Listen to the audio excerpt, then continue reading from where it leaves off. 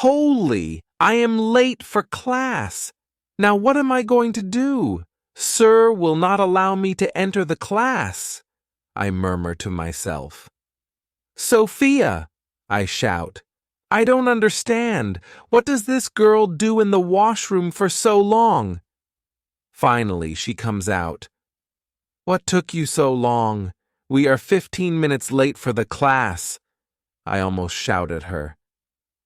She looks at me amusingly, and I give her a skeptical look.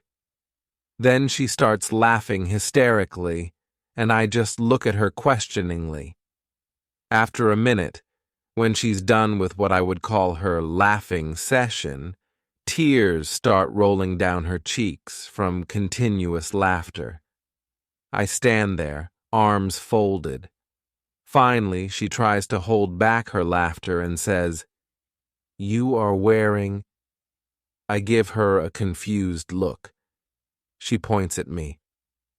"You're wearing 2 different colored stockings. Are you planning to go like this today?" She continues laughing. It takes me a second to take in what she said, and then I look down.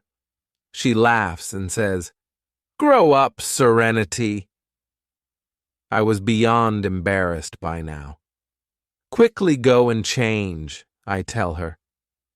We were finally on our way to college. I was just remembering the morning's incident, and because of that, I was missing my family, especially my mom. "Hey, Mom, what are you doing?" I ask quickly as soon as I see her peeking into my closet. She replies without looking at me, "I'm trying to find a suitable outfit for you to wear today." I nod and quickly get into the washroom. When I come back, I see a black tank top paired with skinny jeans, a zebra-printed scarf, and matching boots. As soon as I see those clothes, a smile covers my face, and I mentally salute my mom for her amazing fashion sense. I quickly change as I was getting late for my friend's birthday, then run to my mom in the kitchen and hug her tightly. "Thank you for everything. You are the best mom in the world." Sophia was talking continuously, and when she realized I wasn't listening, she shook me and asked, "Are you okay?" I nod and give her a genuine smile. She continues with her stories about her boyfriend, which I was least interested in because honestly, I don't like that boy. I think she deserves much better. We finally reached college. I quickly checked the time, then bid goodbye to Sophia as she was in honors and I was in chemistry honors. I head straight towards my locker and pack my bag for the day, then head toward my first lecture, which was calculus. I wonder which teacher gives so much work on the first day. While I was busy with my thoughts, I fell on the floor because I collided with a wall, or so I thought. I start picking up my things, but when I look up, I see a very angry Jason staring at me. Then I realize I hadn't collided with a wall, but rather with Jason's chest. He was wearing a white t-shirt with Playboy written on it and black jeans. He was looking so hot. He places his hand on my shoulder, and I quickly stop staring at him and stand up. I was about to thank him, but he cuts me off. "What is your problem? Can't you see people walking around? Are you blind?" he says, and the words sink in slowly. Then my blood starts boiling. "What do you think of yourself, you stupid asshat? Is this your father's corridor that you can walk around anywhere and then point out other people's mistakes? It was your fault." I take a deep breath, rock on my heels, and head toward my classroom. I see many people staring at me, realizing that I've gained a lot of attention today by insulting the most popular guy, the captain of the football team, that arrogant upstart. How can he be so hot? I don't understand why God wastes looks on people like him. Luckily, Sir was absent, so I moved to the library. The whole day passed like that. The weekend arrived soon. Sophia, Allie, and Edna decided to have a sleepover in my room, so I was busy preparing snacks for them. There was a knock, and I opened the door, greeted by all of them. We chatted for a long time, then decided to play some games. We ended up playing Truth or Dare, where Sophia was made to act like a monkey, and Allie was made to walk like a man with full style and attitude. We were enjoying ourselves, and then the bottle stopped in front of me. They all started passing evil smirks. I gave them a questioning look, then Edna spoke. "You have to steal Jason's boxers," she said with so much excitement. I ended up standing in front of Jason's house, planning to go through his window. I was searching for his boxers, which was difficult, as it was dark, but I kept on searching, and finally, I found them in his drawer. I was about to leave when suddenly the door opened, and Jason and Henry were both standing there with shocked expressions. When they saw the boxers in my hand, Jason moved closer to me with a smirk on his face. "If you were so desperate for me, you should have told me. There was no need to steal my boxers," he said. I was so embarrassed that no words escaped my mouth. I jumped out of the window and ran towards my hostel room. 1 week has passed since that incident. Thank God exams have started, and it was dark enough that he doesn't remember my face. I was not able to face him, but whenever he saw me, he had a suspicion that I was the girl who stole his boxers. Exams went by so fast that I didn't even realize it. My friends and I decided to have a girls' day out, so we went shopping and then clubbing. It was a lot of fun, but very tiring. Tomorrow, our mid-semester break was starting, so I decided to go back home. I was packing my bag when my phone started vibrating with an unknown caller ID. "Hello?" "Yes, who's this?" "But there should be a way." "But sir, try to understand." "Okay, bye." Sophia entered the room.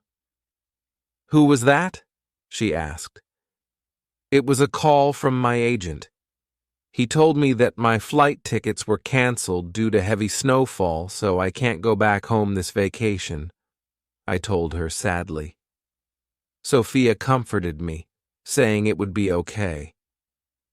We went to the park, and there I saw Jason. He stopped in front of me, smirked, and then walked past me.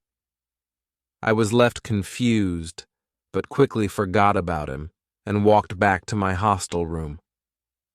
The vacations were over before I even realized it. I finished all my work, projects, and assignments. Today, our test results were going to be announced. I was nervous, so I asked Sophia to check my result. She came back after 5 minutes, bouncing with excitement. "What happened?" I asked. "You scored the highest marks, Serenity," she told me. I was shocked. I quickly went to check my results on the notice board, and I actually scored the highest marks. Everyone there congratulated me. I was so happy and was about to call my parents when my teacher called me. Everyone was happy with my performance except our calculus teacher. He told me that my paper was the same as Jason's, so we both had to retake the test. My happiness quickly faded, and I walked out with a sad expression. Then Jason stopped me. "Can we study together for the exam? I mean, we both have to clear the same exam, so can we study together?" he asked. At first, I was confused, but then I agreed. We decided to study in the library after class. Since we had the same classes, it was easy to manage our time. We ended up solving calculus problems in the library. You were the one who stole my boxers that day, weren't you? Jason suddenly asked. My heartbeat raced, and I stopped what I was doing. I decided to tell him the truth. Yes, I was the one who stole your boxers, but there was a reason. I got a dare to steal your boxers. I'm sorry. I didn't actually want to do it, but it was a dare, and I never lose a dare. I'm sorry, I explained. He looked at me with amazement, then started laughing. It's okay. You're so cute. Let it be, he said with a genuine smile. I also smiled a little, and then we got back to our work. 1 week passed, and we had given our exam. Now we were both waiting for our results outside the staff room. During this whole week, I had actually become attached to Jason. He was a great guy, and I didn't expect him to open up to me so much in such a short period. He was so cool. I was lost in my thoughts when the teacher called us into the staff room. He actually appreciated us a lot, which I didn't expect at all. We had done so well, and I was proud of myself. We both walked out of the staff room. Let's celebrate. Let's go for a movie, Jason blurted out, and I agreed. 3 years had passed. I didn't even realize that college life would end so soon. There were times when I was sad, when I enjoyed myself, and when I missed my family and hometown. Jason and I had become the best of friends, and in these 3 years, we had grown closer to each other. Now it was time for our farewell. We were all ready to graduate, and all of us had received our degrees. Jason came running up to me. "Hey, what are you reading?" he asked. I showed him my diary and told him, "This is my diary, which I started writing when I first came here. I'm just reminiscing." He smiled, held my hand, and said, "We're leaving. Everyone is waiting for us outside. Come, let's go." I nodded and started walking, but he suddenly stopped me and hugged me. I was surprised, but quickly recovered and hugged him back. "I'll miss you so much. Don't ever forget me, otherwise I'll kill you. And miss me with the same amount of affection, my little boxer thief," he said, laughing. "Okay, my arrogant friend," I replied. We all bid our farewells and then threw our caps in the air with full excitement.